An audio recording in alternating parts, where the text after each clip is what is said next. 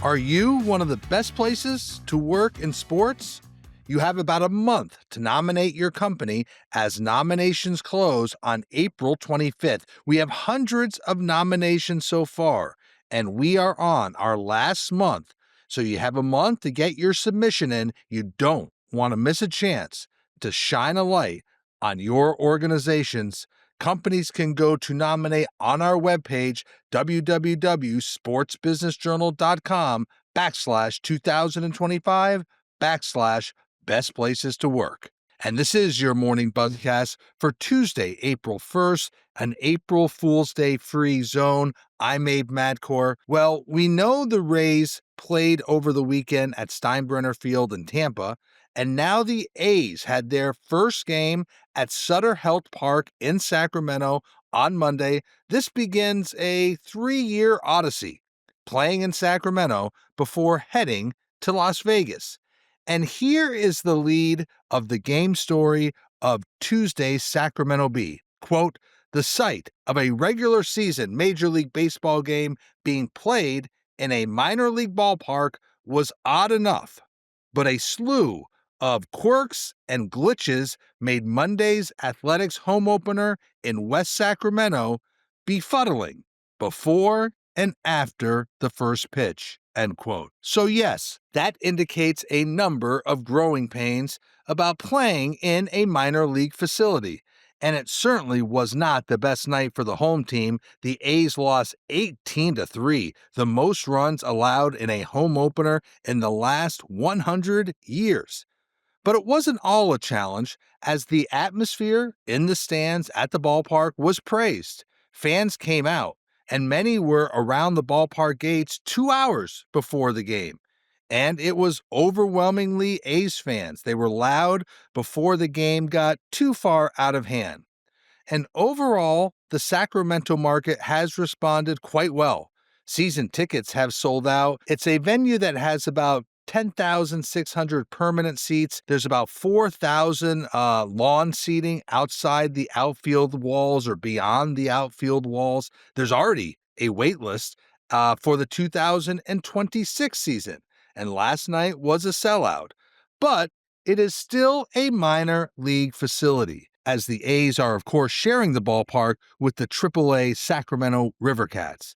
And so that clearly impacts logistics and operations, and that was noticeable during the home opener. But we'll continue to watch the A's in Sacramento and the Rays in Tampa at Steinbrenner Field during this season. We have a few more baseball notes. Top jersey sales, not a surprise. Shohei Ohtani, he remains atop MLB's most popular jersey list. He is one of 6 active Dodgers to crack the top 20. Ohtani has held the position of best-selling MLB jersey in the U.S., Japan, and globally for 18 straight months. Amazing. So here's the top 10. Shall we go over them?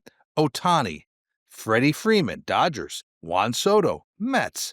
Mookie Betts, Dodgers. Aaron Judge, Yankees. Francisco Lindor, Mets. Bryce Harper, Phillies. Jose Altuve, Astros. Ronald Acuna, Braves. And Yoshinobu Yamamoto, number 10, with the Dodgers. So overall, a very strong presence by the Dodgers shows the strength of that franchise, also continues to show the global appeal of Shohei Ohtani and how popular a player he is.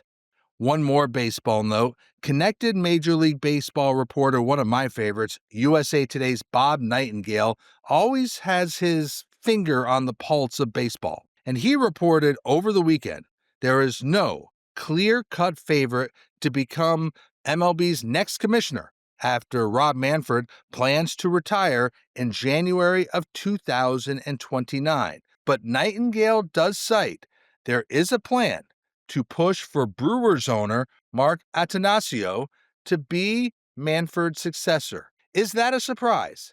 Well, Attanasio is very well regarded.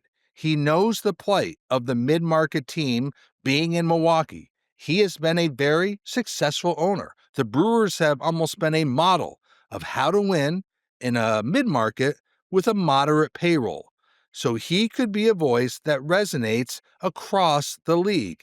And just remember, the last owner from a Milwaukee team and his legacy as baseball's commissioner. So that's a story we'll continue to watch over the next few years. Let's move on from baseball. I've said that racket sports are seeing a real increase in interest, and I'll give you another proof point.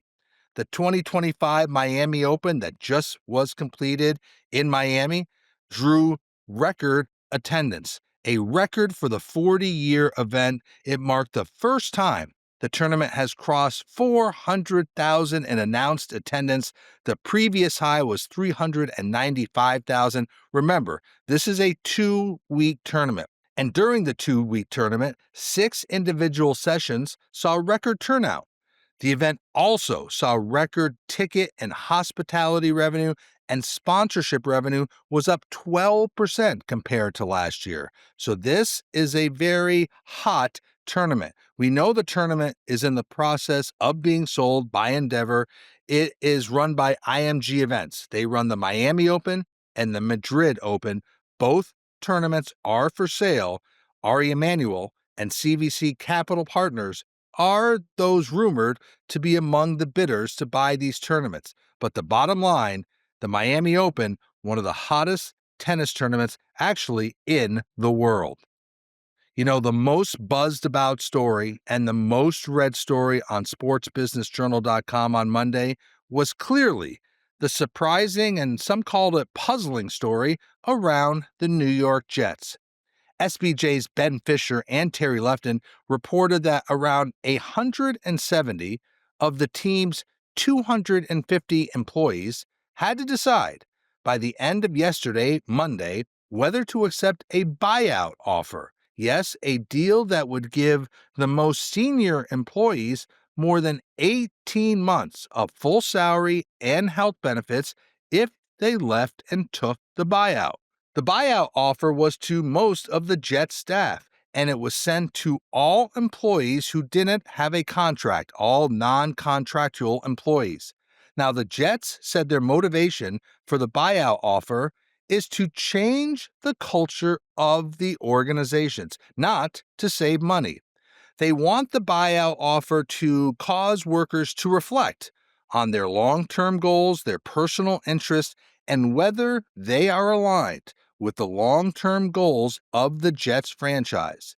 No early word on how many employees accepted the buyout, but I'll just say this story was the talk of the NFL owners' meetings yesterday in Florida. It's a story we will continue to monitor going forward. You know, in a recent column I wrote, I cited a study that looked at growing sponsorship categories. And I thought about this as I had lunch with a very bright young man in Charlotte yesterday who sells sponsorships. We talked about the growing category of financial tech, fintech. They are a very strong spender of sports sponsorships, brands like Klarna, Zelle, Robinhood. And now we have another deal in that category, as Michael Jordan's 23XI Racing has landed Robinhood as a new sponsor for this coming season. Robinhood will be the primary sponsor of 2 different cars for 23XI Racing. They'll do a combined 4 races this year. They'll also get hospitality assets at the track. It's a strong deal for 23XI Racing. We know the competitive marketplace when it comes to team sponsorship in NASCAR. And this marks the first sponsorship in NASCAR for Robinhood. The sides have been talking for several months, and Robinhood consulted with Clutch Sports Group on negotiations. Robinhood also cited data showing that its customers are 4 times more likely to be a NASCAR fan. So they see great opportunity to grow their customer base among NASCAR fans they have not reached yet. Now remember, in other sports deals, Robinhood has jersey patch deals with the Heat, the Grizzlies, the Wizards, but certainly this deal gives Robinhood more national exposure compared to those deals which are more local in nature. So, a very interesting deal in motorsports. 2311 team president Steve Lauletta handled the negotiations for the race team. And we'll end with this: a longtime leader in facility management, Lee Zeidman, who is the only person ever to run Staples Arena, Crypto.com Arena, and LA Live, is stepping down once the Lakers and Kings postseason runs conclude. Lee Zeidman was the first employee hired at what was then Staples Center in February 1997. He had 10 years overseeing the Great Western Forum, the LA Forum. He's worked thousands of event nights. He's worked NBA Finals, 9 of them, 5 WNBA Finals, 3 Stanley Cups, 22 Grammy Awards. He even was a part of the high-profile funerals and orchestrating the logistics for the funerals of Michael Jackson and Kobe Bryant, which were held at Staples Center. Trust me, he is one of the best storytellers in all of sports. He'll be recognized during halftime of a Lakers game against the Warriors, and the Kings will recognize him on April 17th. This is the right move for Lee Zeidman. He's going to turn 70 on July 4th. He's had hip and a knee replacement, and he is ready to slow down. An incredibly charismatic character. AEG is discussing possible ways to replace him, including spreading his responsibilities among multiple people. Lee Zeidman believes the search to fill his role will be completed within the next month or two, and like I said, there could be multiple people taking over various responsibilities. And his official end date is no later than October 31st. It could come earlier, but Lee Zeidman, one of the great personalities and great leaders in sports, stepping down and retiring after so many years in the business and seeing so many historical events. And so that is your morning Buzzcast for Tuesday, April 1st. I'm Abe Madcore. Thanks for listening to the Buzzcast. Stay healthy, be good to each other. I'll speak to you tomorrow.